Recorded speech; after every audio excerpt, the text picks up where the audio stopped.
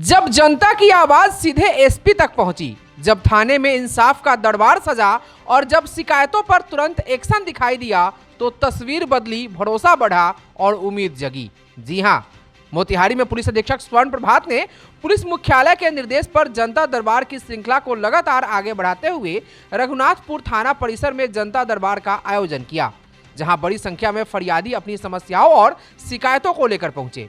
इस दौरान पुलिस कप्तान स्वर्ण प्रभात ने स्वयं प्रत्येक आवेदन को गंभीरता से सुना और कई मामलों पर मौके पर ही निष्पक्ष निपटारा किया, जबकि शेष मामलों में संबंधित पुलिस पदाधिकारियों को त्वरित और प्रभावी कार्रवाई के स्पष्ट निर्देश दिए गए। जनता दरबार के समापन के बाद एसपी स्वर्ण प्रभात ने जानकारी दी कि कुल 20 से अधिक आवेदन प्राप्त हुए, जिनमें अधिकांश मामले भूमि विवाद से जुड़े थे। उन्होंने स्पष्ट शब्दों में कहा कि जिन मामलों में भूमाफियाओं की संलिप्तता सामने आएगी, उनके विरुद्ध प्राथमिकी दर्ज कर सख्त कानूनी कार्रवाई की जाएगी और किसी भी स्तर पर लापरवाही बर्दाश्त नहीं की जाएगी। साथ ही सभी भू विवादों का निष्पक्ष, पारदर्शी और ससमय निपटारा सुनिश्चित करने का निर्देश दिया गया। एसपी स्वर्ण प्रभात ने यह भी बताया कि जनता दरबार की यह श्रृंखला आगे भी जारी रहेगी और जनता दरबार रविवार को दोपहर 2 बजे से घोड़ासहन थाना परिसर में आयोजित किया जाएगा, ताकि अधिक से अधिक लोगों की समस्याओं का समाधान किया जा सके। इस अवसर पर सदर डीएसपी दिलीप कुमार, डीएसपी जितेश पांडे, प्रशिक्षु डीएसपी कुमारी प्रियंका, सर्किल इंस्पेक्टर अनिल कुमार सिन्हा, सुरेश यादव और रघुनाथपुर थाना अध्यक्ष अलका कुमारी सहित अन्य पुलिस पदाधिकारी उपस्थित रहे।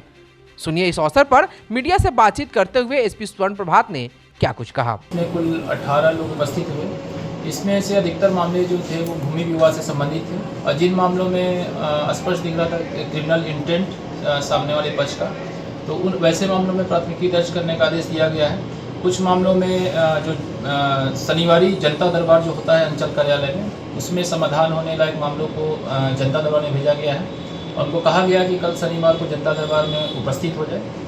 और कुछ मामले हैं जिसको थाना के स्तर से इंक्वायरी करनी है, वैसे मामलों में सर्कल इंस्पेक्टर और सदर एसडीपीओ जो मौजूद थे, साथ में प्रशिक्षु डीएसपी और आईपीएस प्रोफेशनल भी मौजूद रहे और सभी की उपस्थिति में सुनवाई की गई है और तत्काल जो है थाना अध्यक्ष को और इंस्पेक्टर साहब और डीएसपी साहब को कार्रवाई करने के हेतु निर्देशित किया गया है और ये कार्यक्रम लगातार जारी रहेगा।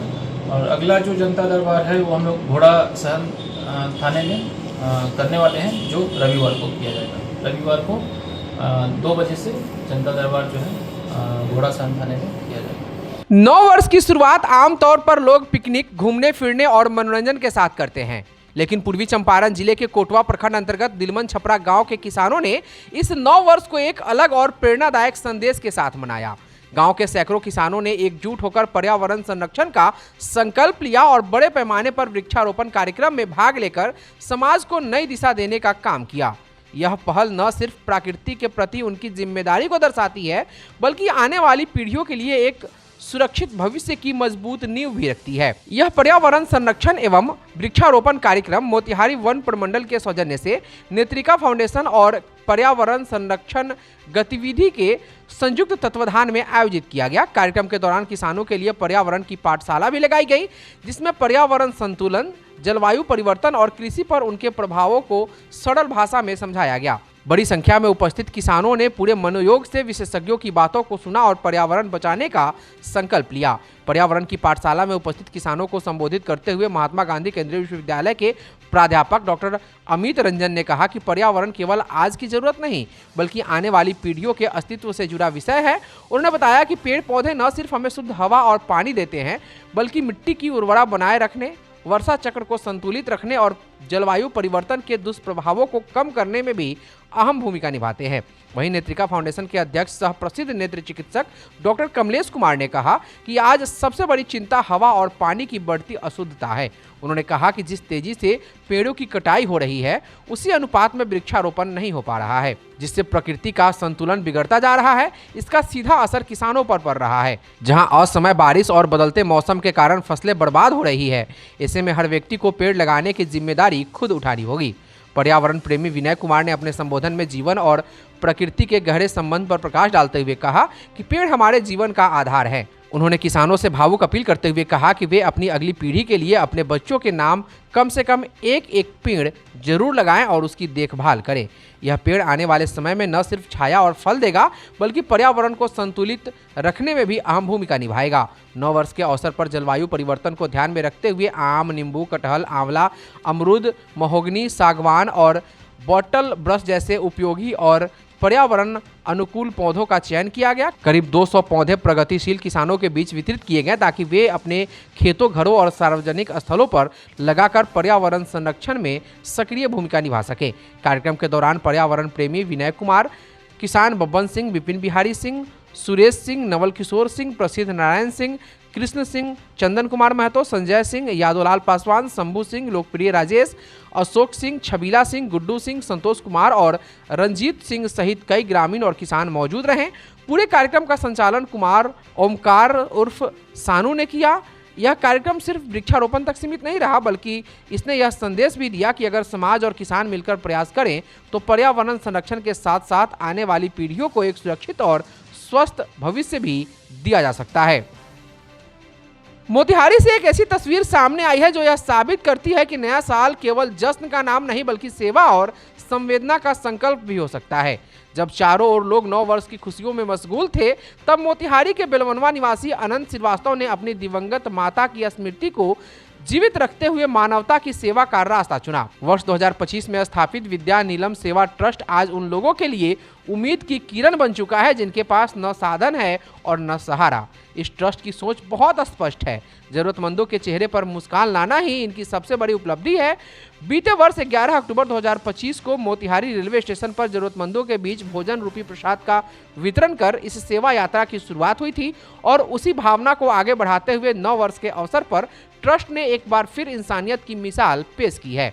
भगवानपुर ढाका के समीप यादवपुर बखरी गांव पहुंचकर ट्रस्ट के संस्थापक व संचालक अनंत श्रीवास्तव, संरक्षक अजीत श्रीवास्तव एवं राधा रमन वर्मा, अध्यक्ष ऋतुराज वर्मा तथा समर्पित कार्यकर्ताओं वसंत, ऋतिक, गौतम, सुजीत और राहुल ने सैकड़ों जरूरतमंद और निसहाय परिवारों के बीच कंबल, टोपी, मुरब्बा और छोटे बच्चों को बिस्कुट व नमकीन के पैकेट आदि वितरित किए गए। ठिठुरती ठंड में जब जरूरतमंदों को गर्म वस्त्र मिला तो उनके चेहरों पर जो सुकून और मुस्कान दिखाई दी वही इस सेवा का असली प्रतिफल था। सहायता पाकर लोगों ने ट्रस्ट के सदस्यों को दिल से दुआएं दी और उनके इस प्रयास की सराहना की।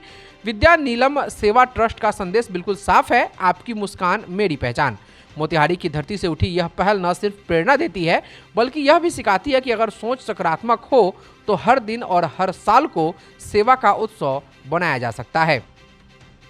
9 वर्ष की पूर्व संध्या पर जब अधिकांश लोग साल के आखिरी दिन को उत्सव और मनोरंजन के रूप में मनाने में जुटे रहते हैं, ऐसे समय में भारत विकास परिषद शाखा सुंदरम द्वारा समाज को एक सकारात्मक और प्रेरणादायक संदेश दिया गया। दिनांक 31 दिसंबर 2025 को महारानी जानकी कुंवर बालिका उच्च विद्यालय परिसर में वृक्षारोपण कार्यक्रम का आयोजन कर पर्यावरण संरक्षण के प्रति जागरूकता फैलाने का सराहनीय प्रयास किया गया। इस कार्यक्रम का मुख्य उद्देश्य भावी पीढ़ी को स्वच्छ वातावरण और हरित भविष्य के महत्व के बारे में अवगत कराना रहा। कार्यक्रम के दौरान विद्यालय परिसर में विभिन्न प्रजातियों के पौधे लगाए गए और उपस्थित लोगों ने यह संकल्प लिया कि लगाए गए पौधों की देखभाल पूरी जिम्मेदारी के साथ की जाएगी। वक्ताओं ने कहा कि वृक्ष केवल पर्यावरण को संतुलित नहीं रखते बल्कि मानव जीवन को भी स्वस्थ और सुरक्षित बनाते हैं। ऐसे आयोजनों के माध्यम से समाज में प्रकृति के प्रति संवेदनशीलता विकसित होती है जो आज के समय की सबसे बड़ी आवश्यकता है। इस अवसर पर शिक्षा के क्षेत्र में उत्कृष्ट योगदान देने के लिए विद्यालय के प्रधानाध्यापक लाल बाबू शाह को भारत विकास परिषद शाखा सुंदरम की ओर से अंग वस्त्र देकर सम्मानित किया गया। यह सम्मान न केवल उनके व्यक्तिगत योगदान की सराहना है बल्कि शिक्षा और संस्कारों के प्रति उनके समर्पण का प्रतीक भी है। सम्मान समारोह के दौरान उपस्थित लोगों ने तालियों के साथ उनका उत्साहवर्धन किया।